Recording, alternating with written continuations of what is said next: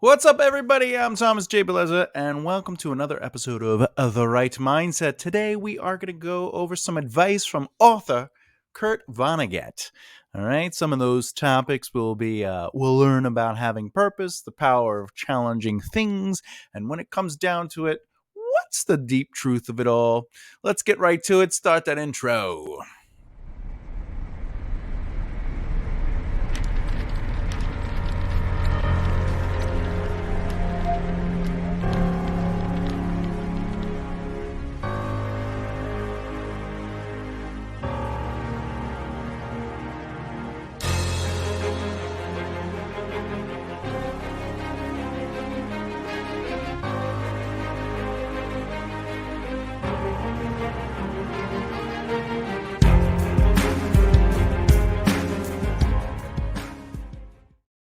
All right, that's right. Today's lesson will be advice from author Kurt Vonnegut.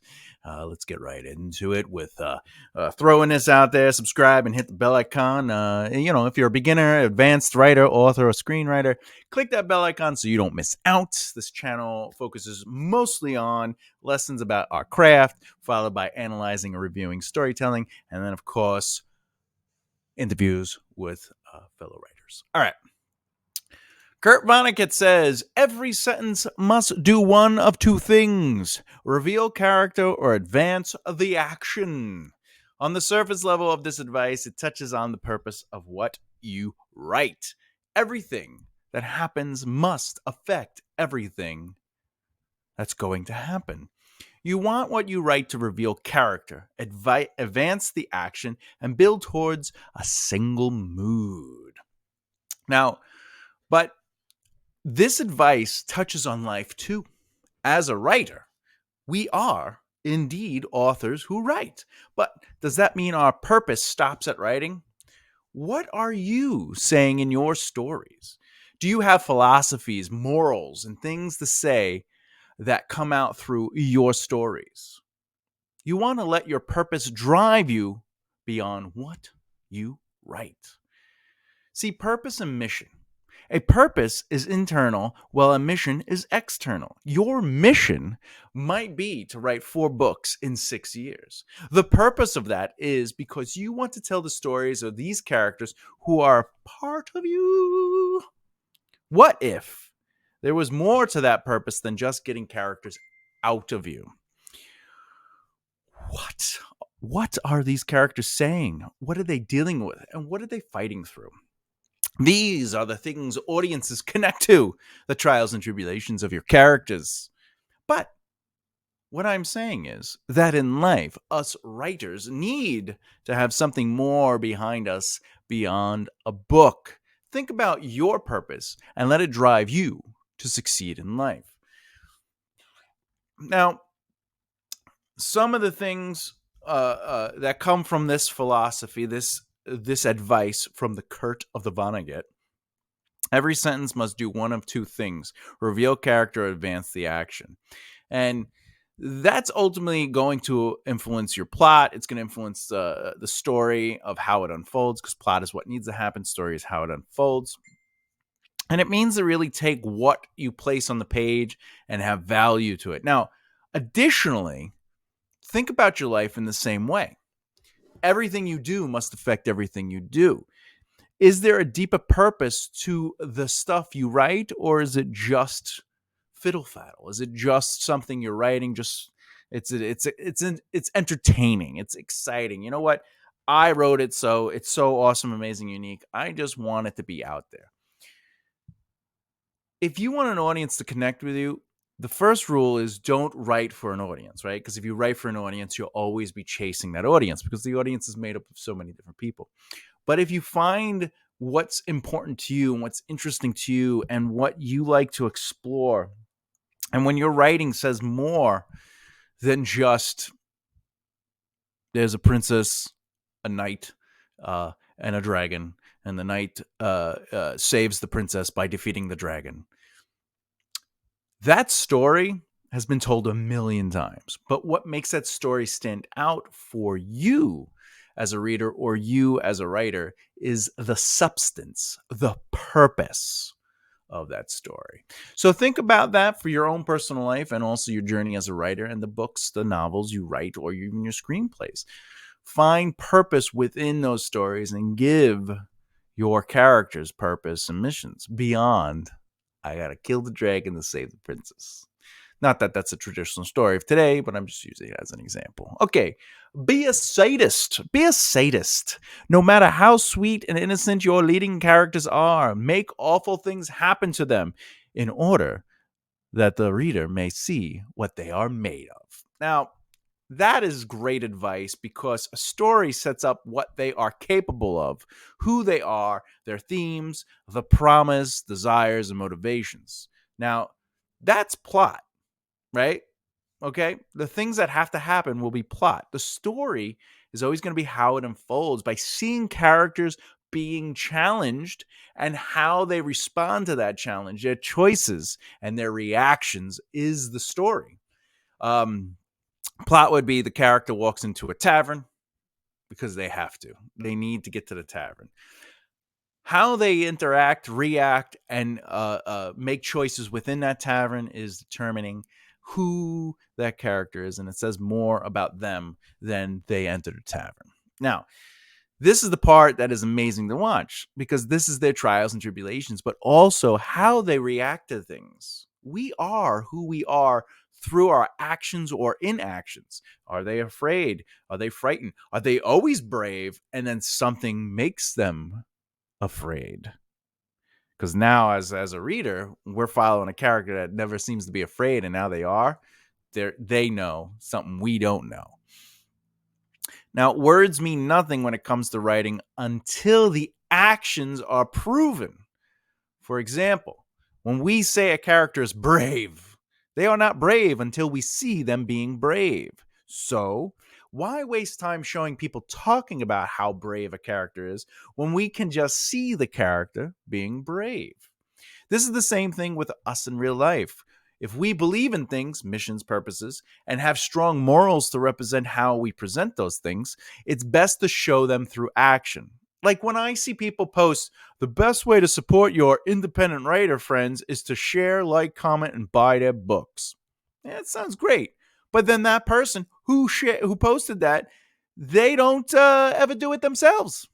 How can we ask other people to do something when we ourselves don't have the resolve to do it ourselves?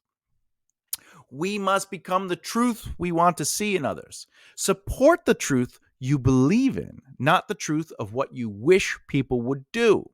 If you think people should stick up for one another, stick up for one another is the way to have a clear message. Why? This is how we inspire people to take action. Same with stories. A story inspires a reader through the emotional actions characters take. An inspiring moment is not there because it tells people to be inspired. It doesn't tell people this is going to inspire you. Inspiring moments happen because we are inspired by the actions they take and the hurdles they overcome, because that's the power of storytelling. Okay? So, uh, when it comes down to it, in real life and in stories, you want to challenge yourself, your morals, your missions, and your purposes. Let yourself take chances and risks in life to see what you're made of. Let what you're made of be seen through the truth of your actions.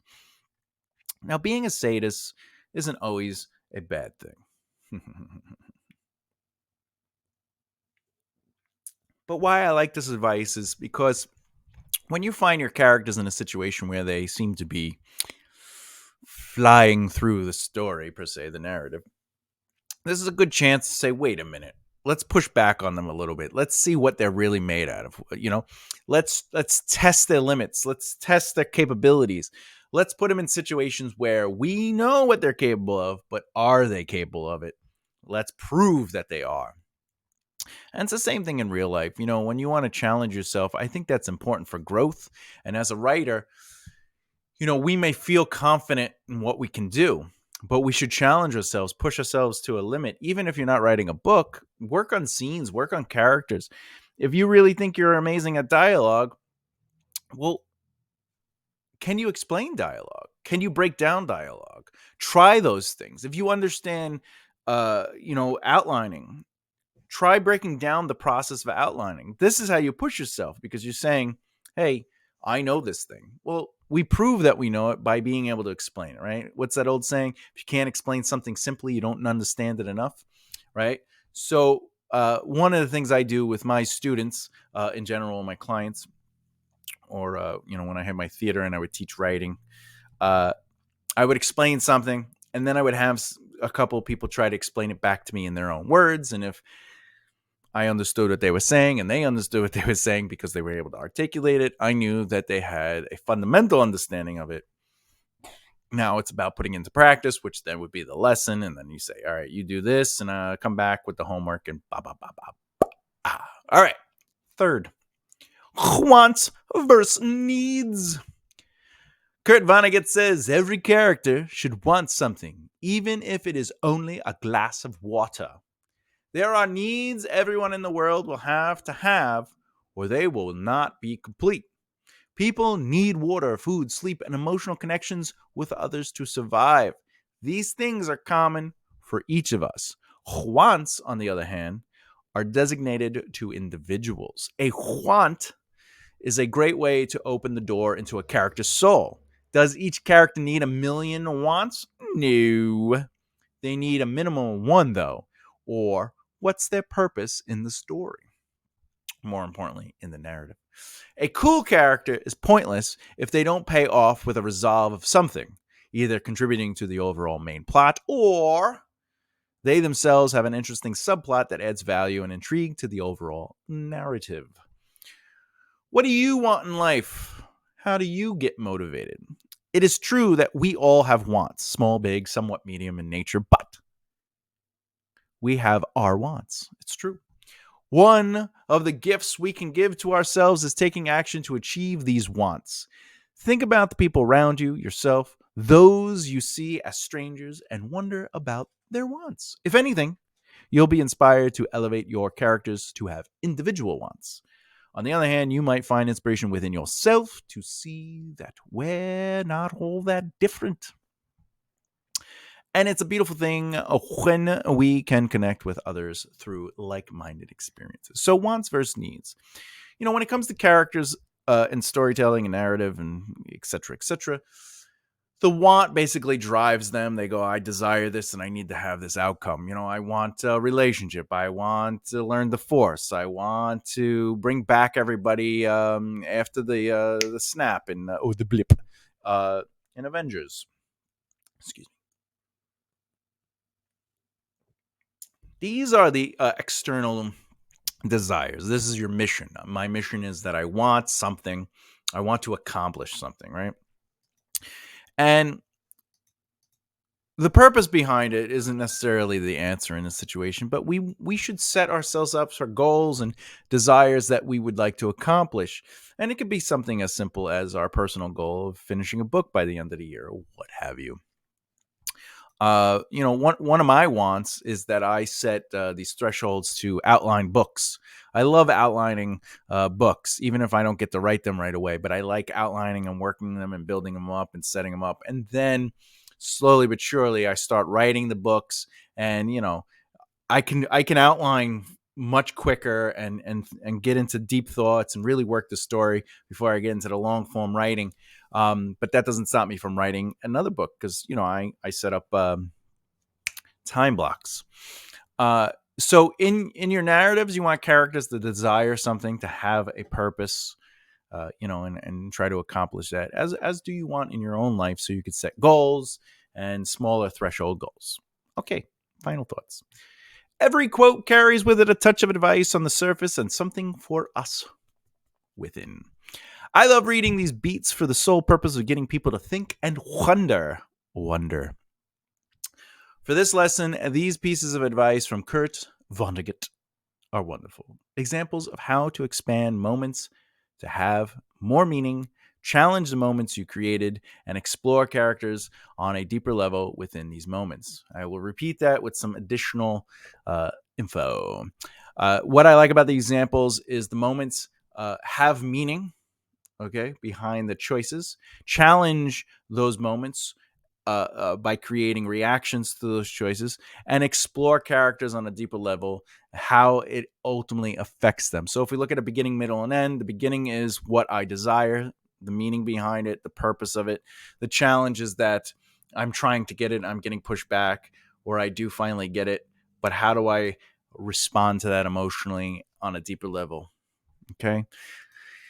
When it comes to life, it's okay to pause and breathe a bit while trying to figure out what it is you want out of life. This is your life, and you deserve to be able to live the life you want. All right, next video in this series, we'll focus on mistakes new writers make from time to time. I'm going to start switching it up. So it's going to be we're going to look at some advice from successful writers, and then it's going to alternate. So successful advice, and then it'll be advice in general for specific things or general things, whatever the case may be. Some of the topics we will touch in that video that will focus on mistakes new writers make from time to time. We'll talk about new writers just wanting to get the story out there quickly. We'll talk about doing things that I call prepping the audience, and ways that new writers forget about the big truth. It's a book, not a movie. All right. Question: what's some of the best advice you've heard from your favorite writer? Let us know in the comments below. I say us because we're a community. If you liked what you watch and you haven't done it already, please subscribe and hit the bell icon so you don't miss out. And as always, I love you. And you got to keep developing the right mindset. All right, I'll see you next time. Be good. Keep writing. All right. Right. Okay. Right.